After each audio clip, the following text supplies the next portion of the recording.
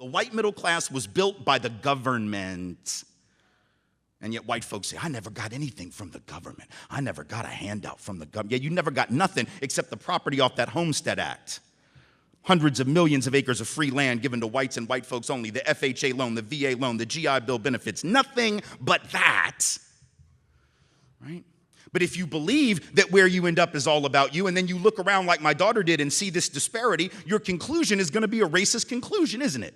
Because you're going to put two and two together. You're going to put the propaganda, right, that says wherever you end up is all about you, together with the objective reality of what sociologists call stratification, and your conclusion is going to be, these folks must be here living like this because there's something wrong with them. And these people here are living over here living like this because they are superior. Racism becomes almost logical if you accept the fundamental guiding principles of this country. You see, if you don't challenge and interrogate that creation myth, that fundamental ideology, you will conclude racist things and sexist things, because if men are disproportionately here and women are disproportionately here, it encourages the sense that women don't want it as much, don't work as hard, aren't as capable.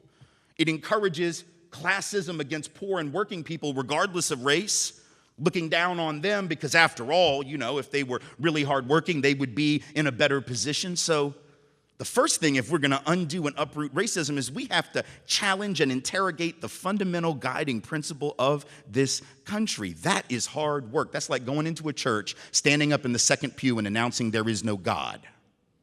It is not going to be easy. But without doing that, I don't see how we make it any further in this society, because we can't keep lying to ourselves. I know that hard work matters. I'm not saying that it doesn't. I tell my daughters they can be whatever it is they want if they're willing to work hard for it, but I put the asterisk at the end. The asterisk that says that will only be true if you join with other women and male allies to fight a system of misogyny aimed at you as women.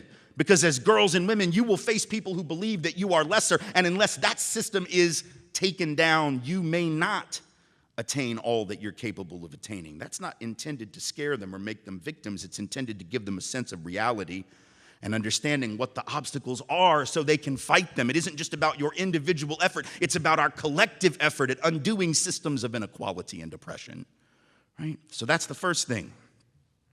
But you got to understand that predicate, or else you'll default to those conclusions that put the blame not on the lake, but on the fish, going back to that metaphor, right?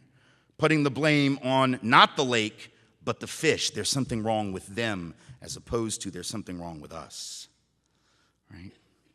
The second thing we have to address is the persistent denial that has been an intergenerational phenomenon among many in this country, especially those of us called white.